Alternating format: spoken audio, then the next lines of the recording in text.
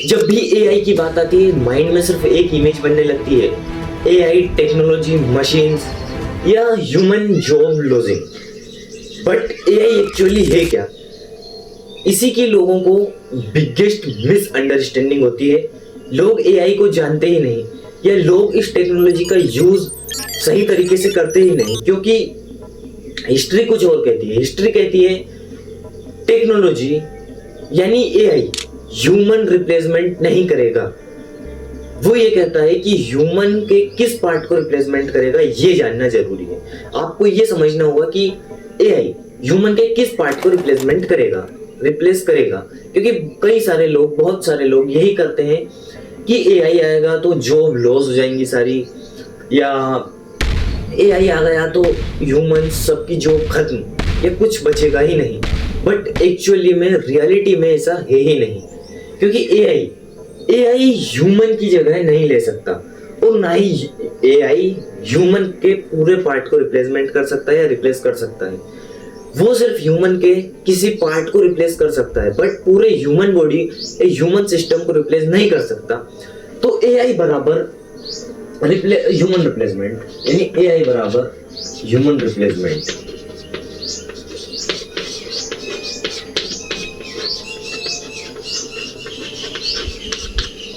और दूसरा आता है एआई बराबर यानी average.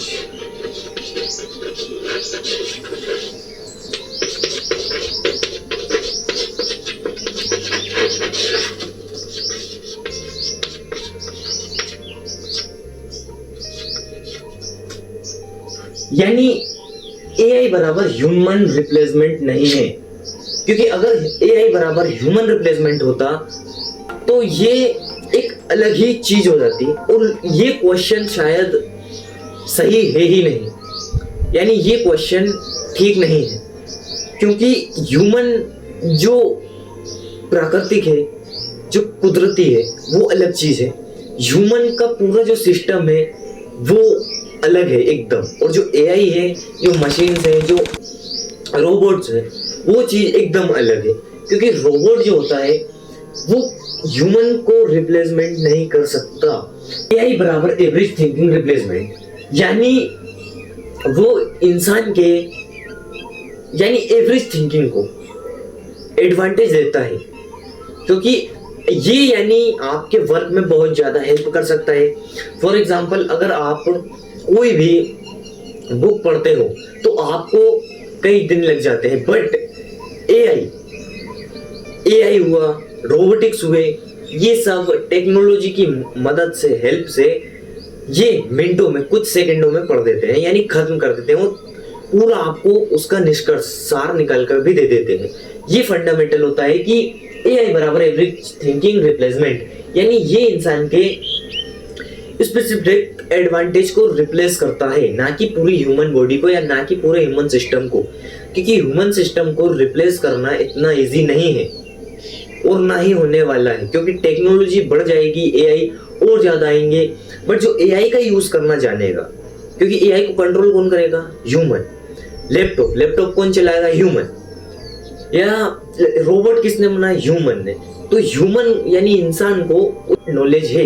The death of information advantage.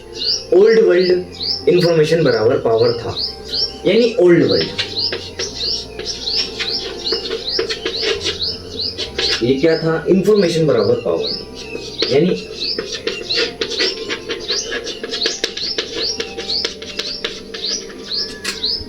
ये पावर, इंफॉर्मेशन बराबर पावर था। क्यों था? क्योंकि ओल्ड वर्ल्ड में इंफॉर्मेशन रेयर थी, इंफॉर्मेशन नहीं मिलती थी, इंफॉर्मेशन जिसके पास मिलती थी उसके पास एडवांटेज होता था। बट न्यू वर्ल्ड क्या है? यानी न्यू वर्ल्ड, अब जो न्यू वर्ल्ड है उसमें ये होता है, यानी प्रोटेक्शन बराबर पावर, इंटरप्रिटेशन।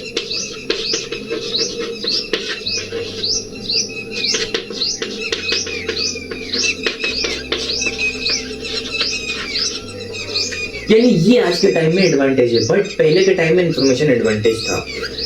आज search engines, internet, Google, software या माइक्रोसॉफ्ट, आज बहुत ज्यादा टेक्नोलॉजी है, सोशल मीडिया आपको किसी भी तरह से, किसी भी वेबसाइट पर, किसी भी ऐप पर, किसी भी प्लेटफॉर्म पर, या कोई भी laptop, PC, mobile screen, phone, यानी कहीं भी आपको पूरी के पूरी इंफॉर्मेशन मिल जाती है। और फ्यूचर में शायद इंफॉर्मेशन और ज़्यादा चीप होगी, और जो चीज़ इतनी ज़्यादा सस्ती हो जाती है, चीप हो जाती है, उसकी वैल्यू करने लगती है। तो ये आज के टाइम में एडवांटेज है, इंटरप्रिटेशन बराबर पावर। यही फंडामेंटल है कि इंफॉर्मेशन, पहले के टाइम में इंफॉर्मेशन नहीं मिलती थी, और मिलती थी तो वो बहुत रेयर थी, बट आज ऐसा नहीं। अब फॉर एग्जांपल आप एक स्टोरी से समझो, जैसे अगर आज कोई भी प्राइवेट स्कूल में आप बुक्स बाय करते हो या परचेस करते हो तो आपको पैसा देना पड़ता है, बट अगर आप सरकारी स्कूलों में जाओ, गवर्नमेंट स्कूल में जाओ, तो आपको वहाँ पैसा नहीं देना पड़ता, क्योंकि वहाँ निःशुल्क सुविधा होती है। तो अब आप ये समझो कि जितनी ज़्यादा वैल्यू लोग प्राइवेट स्कूल की बुक्स की करते हैं, उतनी ज़्यादा गवर्नमेंट स्कूल की बुक्स की नहीं करते, क्योंकि उन्हें पता है अगर एक खराब हो गई, फट गई, तो गवर्नमेंट यानी दूसरी देगा, स्कूल दूसरी देगा। बट अगर एक बार प्राइवेट स्कूल की खराब हो गई तो खरीदना किसको है? हमें को, यानी हमें ही खरीदना है। जब हमें ही परचेस करना, हमें ही बाय करना है, तो हमें डबल पैसा लगाना है उसमें। ये फंडामेंटल होता है कि लोग प्राइवेट स्कूल की बुक्स को ज़्यादा संभाल के रखते हैं, जबकि गवर्नमेंट स्कूल की बुक्स को इतनी ज़्यादा वैल्यू नहीं देते। अब ये लोगों की थिंकिंग है, बट ये जो स्टोरी है ये यही है कि जितनी ज़्यादा जैसे इंफॉर्मेशन सस्ती हो जाएगी तो इंफॉर्मेशन, नॉलेज की वैल्यू नहीं रह जाएगी। क्योंकि अगर नॉलेज तो क्योंकि कहीं भी मिल जाता है। अगर आप फॉर एग्जांपल, अब आपसे मैं एक क्वेश्चन करता हूँ, जैसे आप अगर कहीं भी अपना रिज्यूमे देने गए तो आप घर से तैयारी करके गए, रेडी होकर गए, बट आपको कोई भी क्वेश्चन, कोई भी डाउट है तो आप उसे वहीं ऑफिस में अपने मोबाइल से देख सकते हो, कहीं भी। ऐसा नहीं कि आप रिज्यूमे देते टाइम ही, उससे पहले भी आप देख सकते हो, कहीं भी, ऑफिस के बाहर, कंपनी के बाहर, या कहीं भी। अब आप ये चीज़ समझो कि वहाँ आपका कोई यानी टीचर नहीं होगा, आपका कोई गुरु नहीं होगा, या आपकी कोई बुक्स आपके साथ नहीं होंगी, बट मोबाइल में सब स्टोर होगा। अगर स्टोर नहीं होगा तो आपको सोशल मीडिया है, इंटरनेट है, गूगल है, ये इतनी सारी जो चीज़ें हैं। और मेन फंडामेंटल ये है कि आपको यानी इंफॉर्मेशन, तो आज जो आपको इंफॉर्मेशन इंपॉर्टेंट लग रही है वही आपको कल और मतलब उसकी वैल्यू गिर जाएगी, तो आपको वो इम्पोर्टेंट नहीं लगेगी, क्योंकि हर कोई बंदा सिर्फ और सिर्फ अपना नॉलेज दिखाएगा। मतलब क्यों दिखाएगा? क्योंकि वो मोबाइल से देखेगा, टेक्नोलॉजी से देखेगा।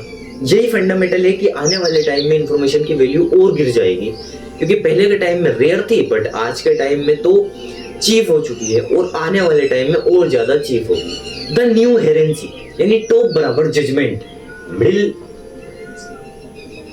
फिर मिडिल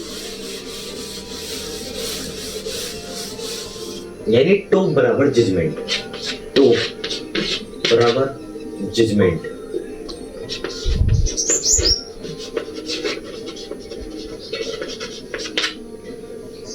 मिडिल बराबर क्रिएटिविटी,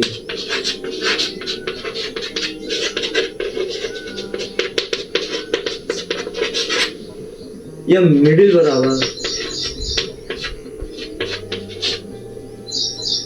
डिसीजन मेकिंग।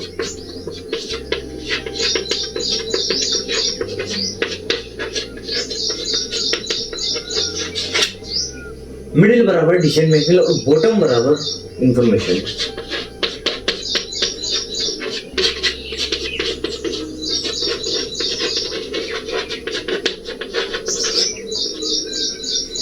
यानी टॉप बराबर जजमेंट, मिडिल बराबर क्रिएटिविटी, मिडिल बराबर डिसीजन मेकिंग और बॉटम बराबर इंफॉर्मेशन।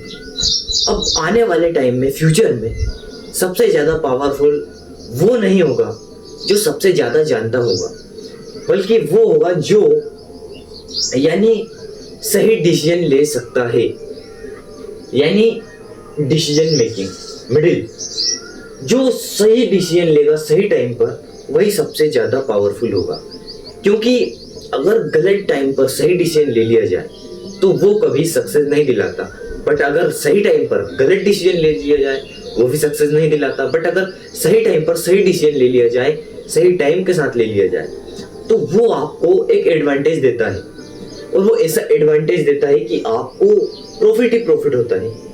यही फंडामेंटल होता है कि अगर आप कोई भी, फॉर एग्जाम्पल, अगर आप आज आपकी एज आज 25 से या 18 से, आपकी 18 से या 18 से 25 के बीच है या 25 से 30 के बीच है, तो ये आपकी डिसीजन मेकिंग एज है।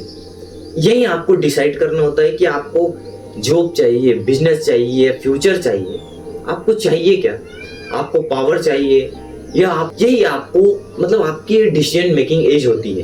तो डिसाइड ये यानी चॉइस, ये डिपेंड किसके ऊपर करता है, आपके ऊपर। डिसीजन किसका है, आपका। तो अगर आपने ये सोच लिया कि अब आपको डीप सिस्टम सीखना है या डीप सिस्टम क्रिएट करना है, आपको फंडामेंटल सारा के सारा क्रिएशन करना है, आपको इसे वेल्थ आपको चाहिए, रिस्पेक्ट आपको चाहिए, और आपको ऐसा सिस्टम बिल्ड करना है जो आपकी प्रेजेंस के बिना भी ग्रो करे। और एआई है तो एआई का आपको यूज करना आना चाहिए ताकि ये फ्यूचर में आपको पावर दिलाए, ना कि आपको कंट्रोल करे। तो अब ये फंडामेंटल आपको समझना होगा कि ये आपकी जो डिसीजन एज है, इसी एज में आपको सही डिसीजन लेने हैं। अगर आपकी एज 40 से ऊपर चली गई, अगर आपकी एज 40 से ऊपर चली गई, 45 तक चली गई, फिर आप सीखना चाहते हो और जो आपने पहले यानी जो आपने अपना पास्ट जो खोया था वो आपको फिर रियलाइज होता है। ये होती है मिस्टेक, क्योंकि अगर आप सही टाइम पर सही डिसीजन ले लेते हो तो वो आपको एक एडवांटेज देता है। क्योंकि जितनी कम एज से आप अपना सिस्टम बिल्ड करोगे उतना ज्यादा फ्यूचर में ग्रो करोगे, बट सही डायरेक्शन और सही एफर्ट डालकर। अब देखो, जैसे टॉप बराबर जजमेंट, उसे लोग जज नहीं करते। तो अब देखो मिडिल यानी क्रिएटिविटी, एक अलग क्रिएटिविटी होती है, और क्रिएटिविटी आपके ऊपर डिपेंड है, आपको क्या फंडामेंटल क्रिएट करना है, आपकी जो क्रिएटिविटी है। मिडिल बराबर डिसीजन मेकिंग, यही सबसे मेन पॉइंट है। मिडिल यानी ये जो सबसे ज्यादा इंपॉर्टेंट है, ये मिडिल बराबर डिसीजन मेकिंग। यानी आपको सही टाइम पर सही डिसीजन मेकिंग करनी है, आपको सही डिसीजन लेना है। और फिर आता है बॉटम बराबर इंफॉर्मेशन। तो इंफॉर्मेशन की वैल्यू टाइम के साथ कम होती जा रही है। क्यों होती जा रही है? क्योंकि आज इतनी ज्यादा इंफॉर्मेशन है, कहीं भी मतलब कैसे भी इंफॉर्मेशन मिल जाती है। तो ये आज के टाइम में रेयर नहीं है। डीप थिंकिंग आज के टाइम में रेयर।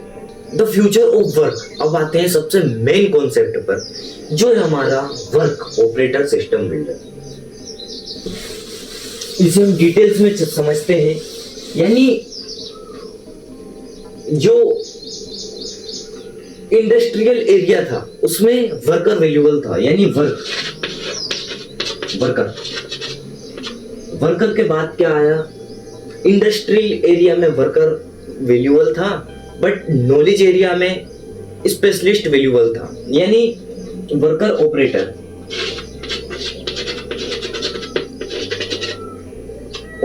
अब इसके बाद भी ऑपरेट जिसने कर लिया, बट आज एआई एरिया में सिस्टम बिल्डर वैल्यूएबल है, यानी बिल्डर। बट कौन सा बिल्डर? System builder. तो अब आप ये समझो, जब इंडस्ट्रियल एरिया में वर्कर वैल्यूएबल था और जब नॉलेज एरिया में स्पेशलिस्ट वैल्यूएबल था, और आज सिस्टम बिल्डर एआई एरिया में सिस्टम बिल्डर वैल्यूएबल है। फॉर एग्जाम्पल, अब हम एग्जाम्पल से समझते हैं या स्टोरी से समझते हैं, जिससे हमें डिटेल्स में जानने को मिलेगा। आप आज किसी भी क्रिएटर को देख लो, किसी भी फाउंडर को देख लो, आज जो भी बड़ी कंपनीज हैं, जैसे आज टेस्ला है, स्पेस है, ये जो बड़ी कंपनीज हैं, या आज जो भी टाटा है, अमेज़न है, ये क्या है? कंपनीज है, और इनमें मतलब फाउंडर जो सिस्टम बिल्डर है वही वैल्यू लेवल है। क्योंकि जैसे टेस्ला स्पेस हुई, इसमें सारा प्रॉफिट, सारा पैसा जनरेट कौन करता है? ओनर, जो फाउंडर है, क्रिएटर। अब क्रिएटर का एग्जांपल लो, क्रिएटर क्या करता है? क्रिएटर मतलब कंटेंट क्रिएट करता है, कंटेंट क्रिएशन करता है क्रिएटर।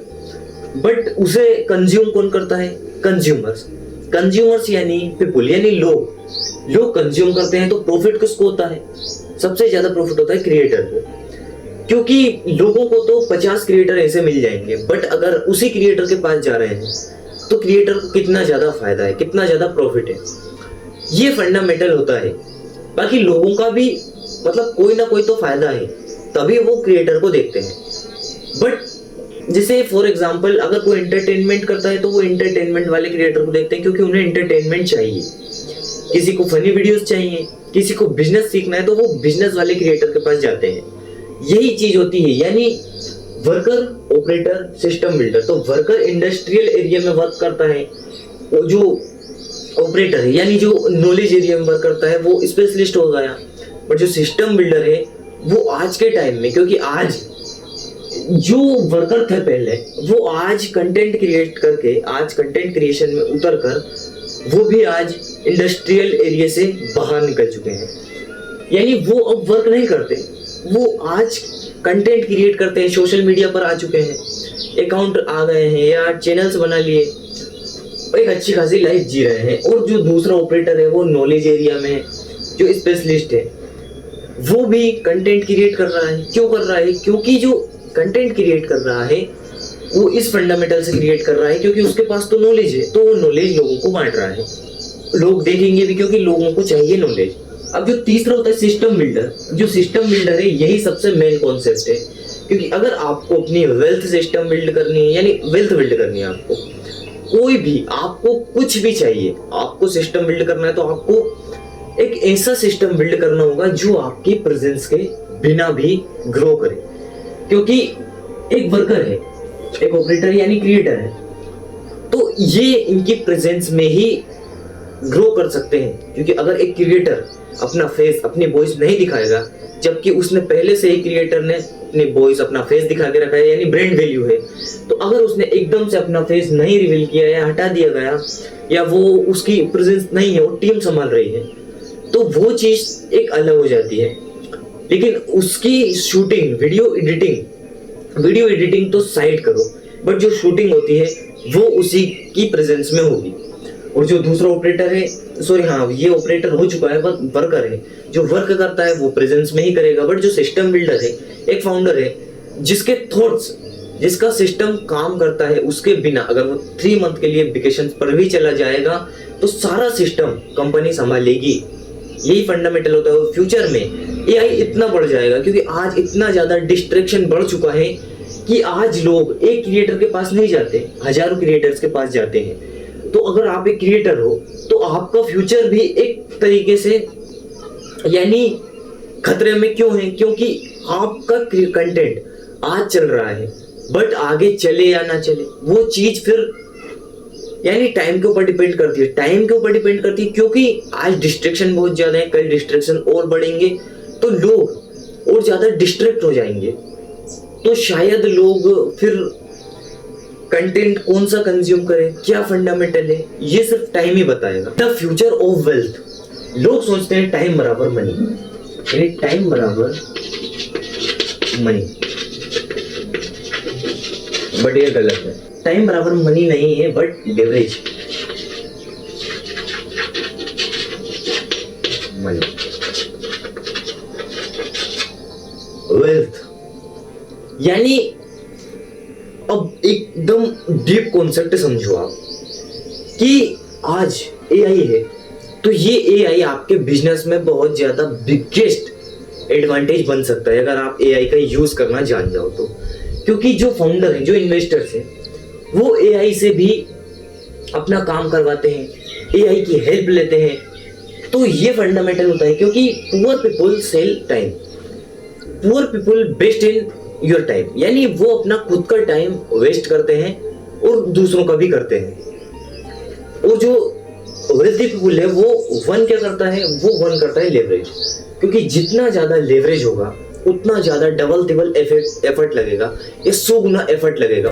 फॉर एग्जाम्पल आज जो बिगेस्ट कंपनीज हैं वो लोग अकेले नहीं संभालते, उनकी एक टीम होती है। जब टीम होती है तो लेवरेज होता है उसी टीम का।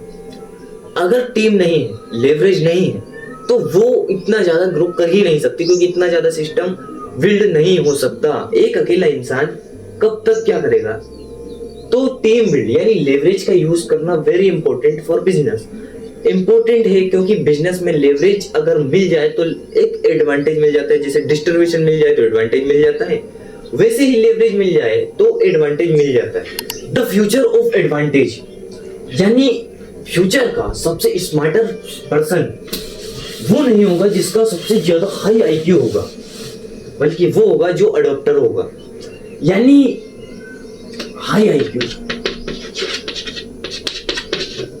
नहीं, हाई आईक्यू वाला भी नहीं, और जो दूसरा है हमारा लर्निंग स्पीड,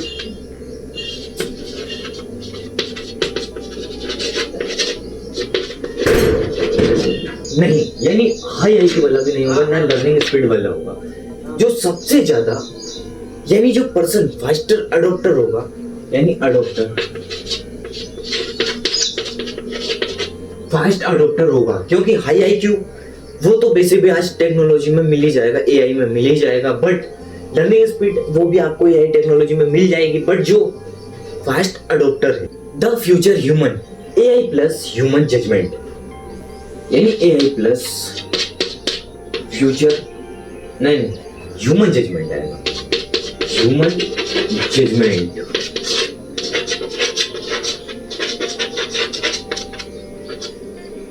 फ्यूचर ह्यूमन